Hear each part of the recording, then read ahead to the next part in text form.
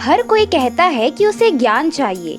सबको लगता है कि अगर उसे समझा दिया जाए, बताया जाए तो वो समझ जाएगा।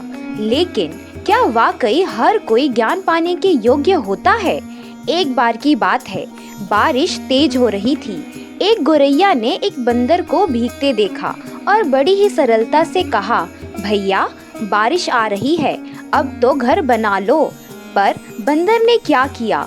उसने ना तो बात मानी ना समझा, बल्कि उसी गौरैया के घर की छत ही तोड़कर भाग गया।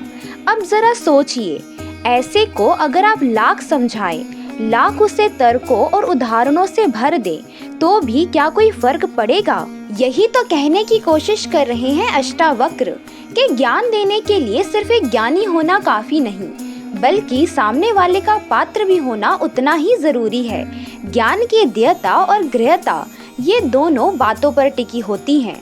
एक देने वाला कितना पारदर्शी और सच्चा है और दूसरा कितना तैयार है उसे अपने भीतर उतारने के लिए। और अगर लेने वाले के भीतर सत्व ही ना हो, मन की भूमि ही बंजर हो, तो उस पर ज्ञान का बीज कैसे अंकुरित होगा? सत्व यानी मन की शुद्धता, एक ऐसी भीतरी स्थिरता जो इंसान को तर्क और बहस से अलग ले जाकर सीधी अनुभूति तक पहुंचा सके। जब कोई भीतर से शांत होता है, उसकी जिज्ञासा सच्ची होती है, और जब उसका इरादा सिर्फ ज्ञान लेना नहीं बल्कि स्वयं को जानना होता है, तब वही व्यक्ति तत्व की ओर बढ़ पाता है।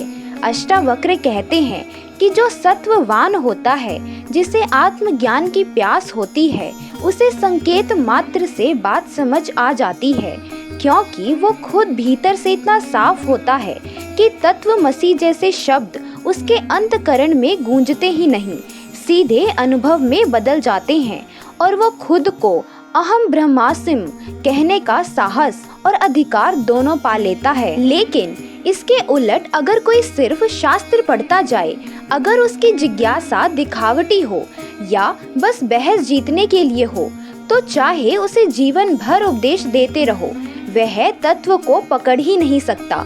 क्योंकि जहाँ सत्व नहीं है वहाँ ज्ञान टिकता नहीं, और जहाँ टिकता नहीं वहाँ जीवन बस एक शोर बनकर रह जाता है।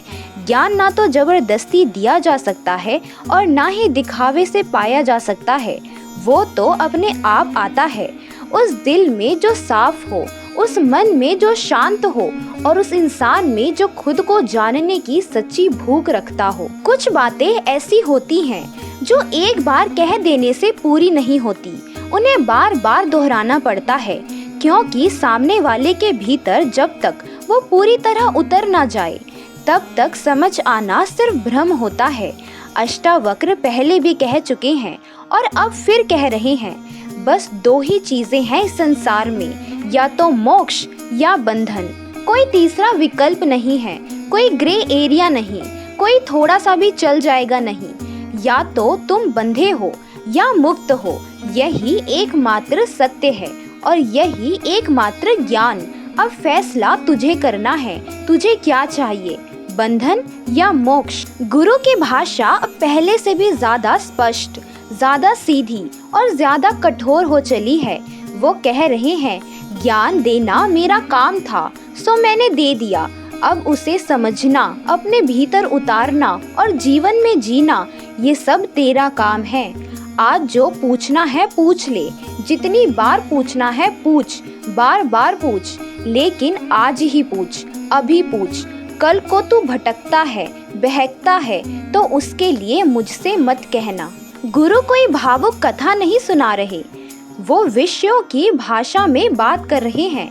साफ साफ कह रहे हैं, जहाँ विषयों से अनासक्ति है वही मुक्ति है, और जहाँ विषयों से मोह है वही बंधन है। बात इतनी सीधी, इतनी सरल है, लेकिन उसे समझना तब तक कठिन लगता है जब तक हमारा मन उलझा रहता है।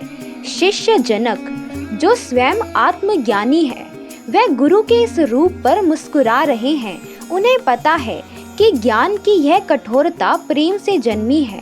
वो जानते हैं कि जब तक शिष्य के मन की मिट्टी पूरी तरह पक ना जाए, तब तक उस पर कोई भी बीज टिकता नहीं, और इसलिए गुरु अब रास को थोड़ा खींच रहे हैं। गुरु जानते हैं कि तत्व की बात केवल भावना से नहीं, संकल्प से आती है, और संकल्प तब मजबूत होता है जब भीतर की मिट्टी बार बार हिलाई जाती है। अष्टावक्र वही कह रहे हैं। वे जानते हैं कि जनक अब तैयार है, लेकिन फिर भी थोड़ा और खींचना, थोड़ा और कसना जरूरी है, क्योंकि तत्व ज्ञान कोई जानकारी नहीं, यह वह आग है जो भीतर से सब कुछ जला देती है।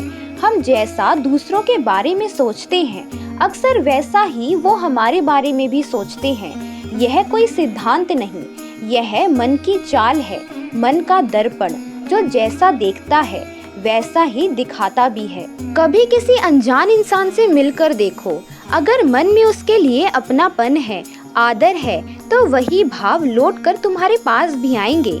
लेकिन अगर मन में संदेह है, भय है या द्वेष है, तो उसके शब्द भले कुछ भी हो, लेकिन उसकी आंखें वही जवाब देंगी।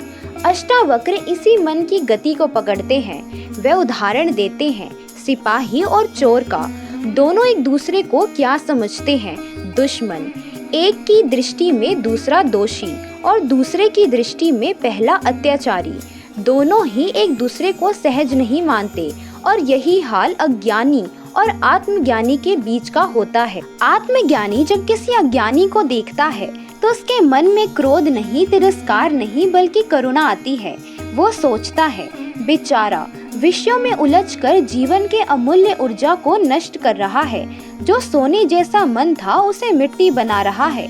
पर अज्ञानी जब आत्मज्ञानी को देखता है तो उसके मन में उल्टा भाव आता है।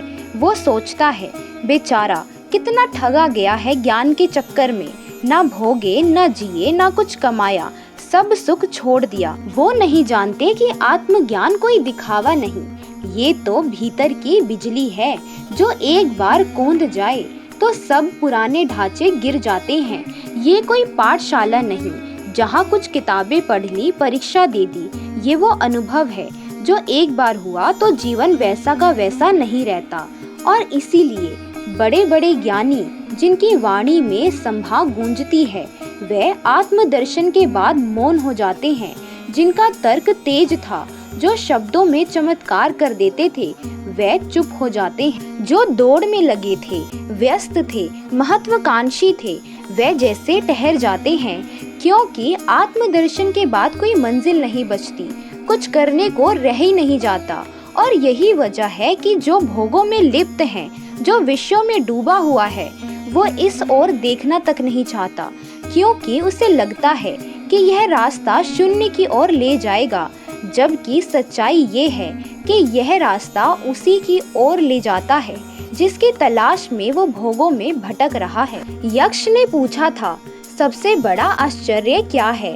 और युधिष्ठिर ने उत्तर दिया था, मृत्यु की निश्चयता के बावजूद उसका हम पर कोई असर नहीं पड़ता। रोज दूसरों को मरते देखते हैं, शरीर को नष्ट होते देखते हैं, फिर भी यह मानने को तैयार नहीं कि हमारा भी यही अंत है। और यही तो सबसे बड़ा भ्रम है, देह की माया। हम जानते हैं कि शरीर एक दिन नष्ट होगा, पर मानते नहीं, क्योंकि जो मान ले वो फिर उसे देह के पीछे भागेगा ही क्यों। देहासक्ति यानी शरीर से ऐसा मोह जो हमें सोचने तक नहीं देता। हमें बस देह को सुख पहुंचाने की फिक्र रहती है। सौंदर्य चाहिए, सुविधा चाहिए, प्रशंसा चाहिए, मगर यह कोई नहीं सोचता कि ये सुंदर आंखें, ये बलवान शरीर एक दिन सिर्फ राख बन जाएगी।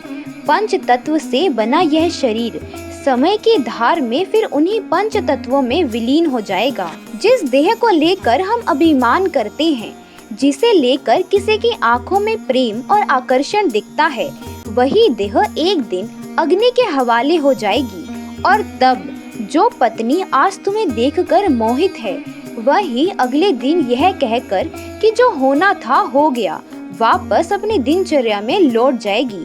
और तू जीवन भर उसी देह के सुख दुख के फेर में उलझा रहा। तूने शरीर को ही कर्ता मान लिया, शरीर को ही भोगता मान लिया, और यही सबसे बड़ी भूल कर दी।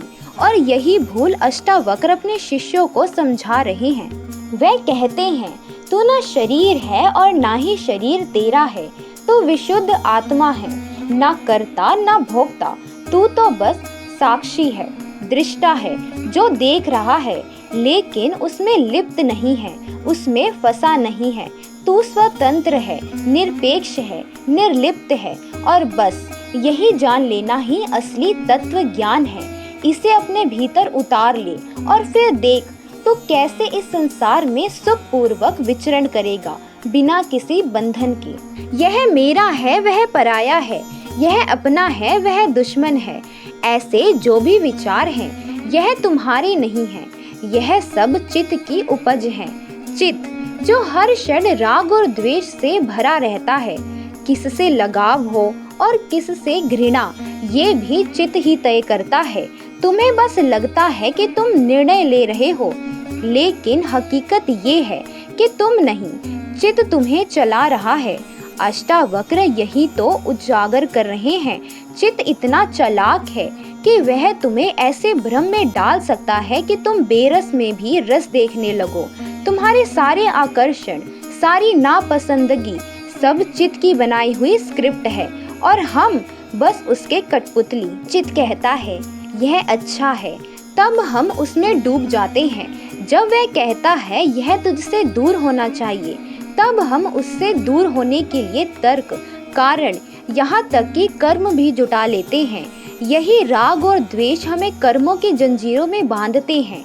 जिससे राग है उसके लिए मेहनत करते हैं, सपने बुनते हैं, त्याग करते हैं, और जिससे द्वेष है उसे हराने के लिए, नीचा दिखाने के लिए भी उसी तरह श्रम करते हैं। बस उद्देश्य बदल जाता है, और यही है अज्ञानी की सबसे बड़ी मूर्खता। वह सोचता है कि राग द्वेष ही उसके विकास की सीढ़ी है, पर असल में ये तो वही सीढ़ी है जो ऊपर नहीं, नीचे और गहराई में ले जाती है, विकारों की गहराई में। गुरुदेव अष्टावक्र सख्ती से समझाते हैं, हे शिष्य, चित्त को खुद पर हावी मत होने देना। राग द्वेष ये ऐसे विकार हैं जो तुझे भीतर से छलनी कर देंगे। इनसे ऊपर उठ, निर्विकल्प बन जा, निर्विकार होकर संसार में विचरण कर।